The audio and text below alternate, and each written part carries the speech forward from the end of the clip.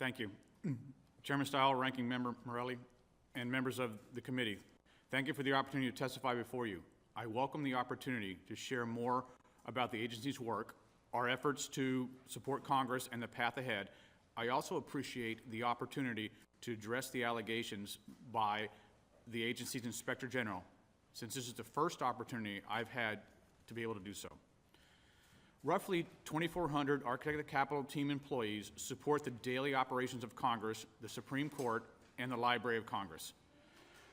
Coming into this role, I quickly realized that this critical work requires attention 24 hours a day.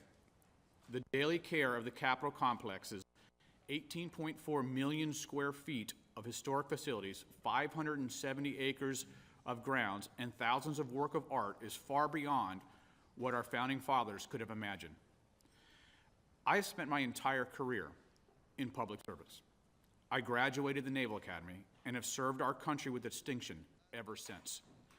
I was honored to have been selected by a bipartisan, bicameral commission and to have been nominated into this position.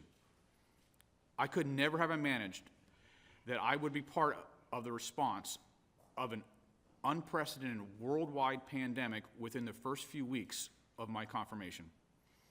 I am proud of the work that the agency has done to procure supplies and services for the legislative and judicial branch. Since being sworn in, I have remained focused on safety of our employees as well as everyone in the Capitol complex. As you all know well, we then faced another extraordinary and unprecedented challenge with the breach of the Capitol on January 6th. Once again, I was so proud and grateful of the unwavering and steadfast work of so many AOC employees in order to ensure the mission of Congress could resume as quickly as possible. Given the incredible challenges that the agency has overcome the last 2 years, I am frustrated by the current distraction created by the Inspector General's report regarding the execution of my responsibilities in this position. I wholeheartedly reject any assertion that I have engaged in unethical behavior during my service to this country.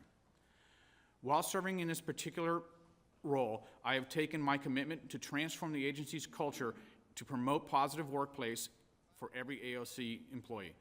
Moreover, I have fully invested to ensure that I meet the responsibilities and the expectations of this role. Since I have only had the opportunity to review the Inspector General's summary report, I can only speak to the language I have seen. I will say that the report is filled with errors, omissions, mischaracterizations, misstatements, and conclusory statements lacking evidence. For example, the agency stated publicly the purpose of the architect's vehicle is for the direct support of the continuity programs and to allow the architect to remotely support agency operations and campus emergencies. In the legislative branch, information about these programs is shared on a need-to-know basis.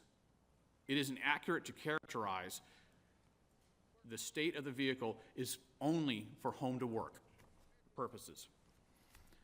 The agency is a 24-hour-a-day, 7-day-a-week operation. As such, having the vehicle with the architect is vital for him or her ability to communicate and quickly and safely return to campus at any time. Shortly after 9/11, the vehicle was appropriated to directly support resiliency, security, and continuity of operation programs for Congress and the congressional community, including my service on the Capitol Police Board.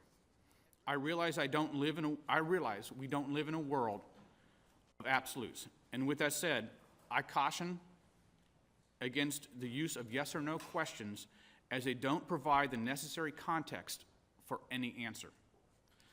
With the emphasis on safety and security, I am working every day to coordinate with partners across campus to improve and preserve the Capitol campus for those visiting and working.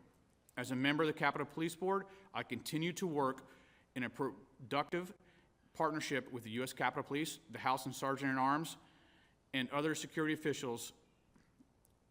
Physical and cybersecurity are my top priorities. In addition, I remain focused on the implementation of measures to make sure the AOC is doing everything possible to ensure we are safer and more prepared than we were 2 years ago. To conclude, We recognize the importance of an adequate long-term multi-year approach to facilities management, focusing on maintaining, preserving the Capitol campus while also modernizing facilities.